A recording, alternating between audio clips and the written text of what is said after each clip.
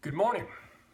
It's March 21st, 2018. My name is Dr. Patrick Huff, and I'm going to be talking today about the Texas Commission on School Finance that met Monday. There were 50 invited guests that came to give their testimony in front of the Texas Commission on Public School Finance, and there were then a multitude of uninvited guests that came and spoke, and these were people from the public. Now, the invited guests were people from government, business, different corporations that were there to kind of help sway the opinion of the commission in their favor, like they always do. Politicians that were there and talking were a part of different committees that go before the commission to speak on what they have learned and how they're representing the people in their constituency across the state. And what I want to concentrate on today, and I hope that members of the commission hear this, because it's very important that you hear from the people that the laws are affecting, which is the public. The judge that oversaw the commission, Judge Scott Brister, did a good job of moderating, but he made a point of find what your two best points are and then bring those to the attention of the commission. Your two best points. And I understand that. There's a lot of information to go through, and a lot of times people tend to ramble once they get going. So what I'm going to try to do in this little short video is bring my two best points as to what is taking place in Texas right now with school reform, so that we can have some type of understanding as we go forward from my point of view, because my point of view is coming from a public citizen and someone that is a taxpayer and someone who has a keen interest in how the education system goes forward and how we educate the children of Texas. Now, I'm a retired principal, for those of you who don't know, and spent 34 years in public education. So I do come from an education background. I am an adjunct professor currently at a local university in the Houston area. So with that in mind, let me bring forward my two best points. And I want to go back to a great comment that was made by one of the uninvited guests, which was Lori Kirkpatrick. And she came forward, great arguments that Lori made. But the one that I caught that really was kind of in my wheelhouse was, does anyone have the courage on the commission to look at the elephant in the middle of the room that is costing us so much money? And that, of course, being the testing and accountability system. And Lori couldn't have hit the target better in the bullseye with that comment. Billions of dollars are being spent with the accountability system, and all of the hoops that schools have to jump through in order to try to make a rating that keeps the TEA off their back. The billions of dollars that are spent on testing, the STAR test, which is it's known by every educator that it is a very poor assessment. One of the worst that's being given to our kids every year and being used as the major item in giving a school a rating. So why is this continuing to be done? So my first point goes back to Lori's statement of we've got to address the elephant in the middle of the room. Now let me add a little bit to that as we go forward. Part of the accountability system is what it is. It's causing the enormous cost, because you think of all the things that are employed by the state, all the education agency centers that are around the state. There are 20 of them. And then every program that all the schools are buying to try to find that magic bullet that's going to get them over the hump. Those schools that are close to being improvement required, and those that are improvement required, they're looking for anything they can get their hands on that will get them over the hump and keep TEA from coming in and and monitoring them and possibly shutting them down. So let's talk about the inequities here. Now I want to direct this to two of the people that were on the panel, Senator Royce West and Senator Paul Bettencourt.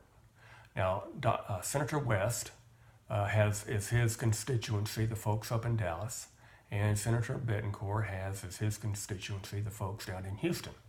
Now, both of them serve on the Senate Committee on Education and have overseen many of the rules and laws that have come forward.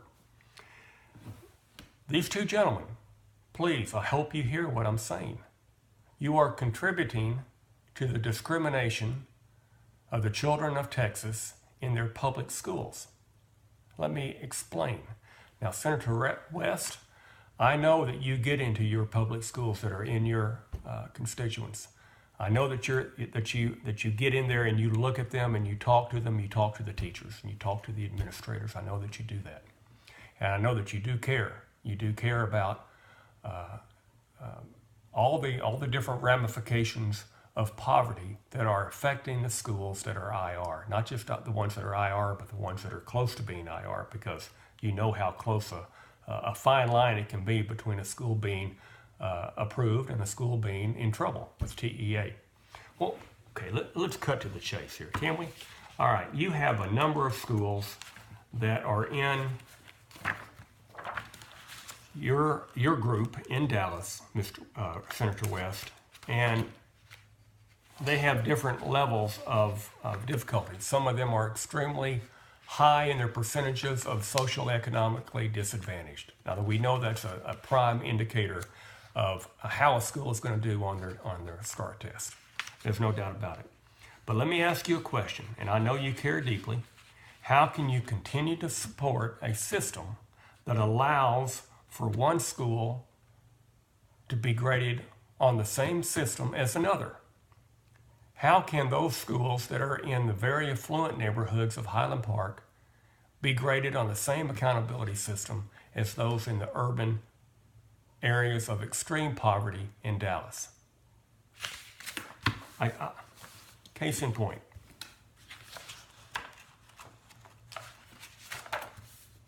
Highland Park Middle School. Let's get it right. You know what their percentage of economically disadvantaged is? Now, Senator West, I know you know the answer to this question, but I'm just saying it for the sake of the video. 0%. So we're going to take that and we're going to apply it in the same way that we apply a school that has 80% economically disadvantaged. Or in the case of Stockard Middle School, that's struggling to try to stay above the lines on the index systems and the accountability report card, Stockard has an economically disadvantaged percentage of 96%. Now, how can we compare these two? I ask you, Senator West. You know it's discrimination. We know it's discrimination. Everybody that was on that panel knows it's discrimination, but nothing's done about it. You continue with the same system. Now, let's take another situation. Let's come on down to, one more from your area, your neck of the woods, Senator West. Daniel Webster Elementary, struggling, just trying to stay afloat. I took a look at their, I know Daniel Webster Elementary is very close to where I grew up.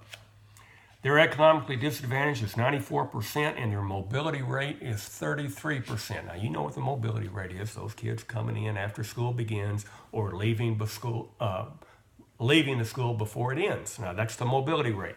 And every point in between. Daniel Webster has a 33% mobility rate. How in the world can you stay afloat in the accountability system when you have a 33% mobility rate? Now, Daniel Webster is, this year they managed to make it, but just by the skin of their teeth. So it's year to year. And look at the effort that is going forward and the amount of money that's being spent so that they can try to stay afloat and keep TEA off their back. Now, Senator Bettencourt, Have you been to the schools that are IR in your area? Now, I don't know if you have or not, but if you haven't, you need to get in there. You need to get out of your office and you need to visit Kashmir. You need to visit Madding. You need to visit Dogan. And you need to talk to the teachers. You need to find out what they're going through every day. They are performing miracles with their students, but they're still IR. And they're under threat of closure. HISD, Houston Independent School District, for those of you who don't know, is going through a crisis right now. And there is no telling what is going to happen with those schools. I have a strong suspicion they're going to be either turned into some type of partnership or a charter school, or they may be shut down completely. Who knows? That's in the hands of TEA. And the board right now is struggling with the decisions of what to do. I know those school board members are really, really hurting at this particular time. They're struggling to try to make some very weighted decisions. It's going to mean jobs for teachers, jobs for administrators, and kids that are going to be bused to different areas outside their neighborhoods. And that's a very tough decision to have to make. Senator Betancourt, have you been to those schools and have you visited? I would really like to know. Now, if you have, great. Kudos to you. But if you haven't, you need to visit. You need to see what's going on inside these schools, because the way the Senate committee acts, you make it sound like it's the teacher's fault. These schools are doing bad because the teachers aren't working hard enough, or we have poor leadership from the administration. Nothing could be further from the truth.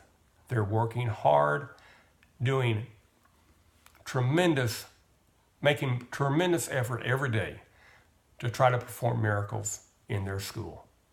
And the time that is spent, that is devoted to testing strategies, to taking the test, the amount of programs that are bought to try to find that magic bullet, like I said, enormous amounts of money. And where has it gotten us? Have we improved? Has it improved? I'll leave that up to you. I don't think it has. I think we're just where we were many, many years ago. We've been in ed reform for 30 years. Have we gotten better? We're still talking about a crisis in education. And the ed reform system, testing accountability, has been in place for 30 plus years. Now you tell me, what other system would be allowed to stay in place with the poor performance that ed reform system has produced for 30 years? Come on, guys, it's not rocket science. All right, let's look at a couple of things. Kashmir High School has a mobility rate of 33%. It's tough to do anything with that. I would say to you that that's probably one of the key areas that is causing Kashmir to continue to be IR and continue to be a focal point of takeover by TEA. And let's look at Dogan. Dogan has a 40.5% English language learner. Now, these kids can only be shielded for a couple of years before they have to take the test, once they get involved in the ESL programs. It takes longer than that to master the English language so that you can take the test and have a reasonable chance of passing. Dogan has to spend enormous resources to get their English language learners to the point where they can take the test and pass it. And look at Blackshear Elementary, 94% economically disadvantaged. Now, these are schools, Senator Betancourt, that you need to get out and visit. I hope you have visited them. If you haven't, you need to get out there yesterday. All right, my last point. That was my first point that the judge wanted me to make. My last point has to do with the infringement of privacy that we see taking place with the data collection. Lori Kilpatrick made her great point about testing. Jana McKilvey made a great point about privacy violations. She mentioned she's a special education advocate, and she has her own organization for advocating the needs of special education students in our Texas public schools. And she brought up a very good point. The IEPs and the data that is being collected from the special education students is being shared with third parties. Now, we all know why this is happening. President Obama relaxed the FERPA laws. If you don't know that, you need to look it up. The FERPA laws have been relaxed so that data can be shared without parent consent, as long as it's done in the name of research. If it's done in the name of research, then it can be moved on to third-party vendors. So, we have an infringement of the Fourth Amendment taking place. The Fourth Amendment, let me just refresh your memory, and so I don't get it wrong, I'll pull it up right here. Okay, of the U.S. Constitution, the Fourth Amendment says the right of the people to be secure in their persons, their houses, their papers, their effects, against unreasonable searches and seizures, shall not be violated, and no warrants shall issue, but upon probable cause, supported by oath or affirmation, and particularly describing the place to be searched and the persons or things to be seized. Now, Judge, I'm directing this to you, Judge Brewster. How can we support this? How can we support a direct violation of the Fourth Amendment every day in our public schools when IEPs are being shared and the data is being shared from the special education students to third-party vendors? And I'll go even beyond that. It's being shared with every student without parent consent, because we know every time you hit a keystroke on that Chromebook that the kids have issued to them, that's going into a dossier on that child. They can be seen by other parties. Now, Judge, really, how can we support that? So let's go back to the points. Discrimination. How can we allow discrimination to take place by having one school of affluence go by the same accountability measures as a school located in a neighborhood of extreme poverty? How can we allow that? That's what's taking place every day in our Texas public schools. And how can we allow for this infringement of our property and our persons? A direct violation of the Fourth Amendment is taking place in our schools every day. How can we support that? And I'll go back to a statement that was made by another great person that gave her public testimony, and that was Lynn Davenport. We're playing games here, people. We are playing games. And we know that people are getting wealthy off the games that we're playing. And we know that the children of Texas are not getting what they should be getting from their education system. And I'll leave you with one point. I'll direct this to Representative Huberty, because you were on this group in Texas that said we will not have Common Core in Texas. We do have Common Core. You know we have Common Core. We just call it career and college readiness standards. College and career readiness standards, excuse me, I'll get the term right. We have a law that says we won't have Common Core, and yet we have our Commissioner Williams that has said and written in the waiver that the state wrote to the U.S. Department of Education in 2013, it says that our TEKS are aligned with Common Core. Now, Representative Huberty, we have Common Core. We need to all admit it and quit playing this game like Lynn Davenport says. We're playing games. We're playing games by saying we don't have Common Core. Yes, we do. Why do we have Common Core? It's been known to be a horrible set of standards for school children to go by. And yet we have it, because we're being run by the U.S. Department of Education. That's why we have it. We need to all admit it. We need to all quit playing games.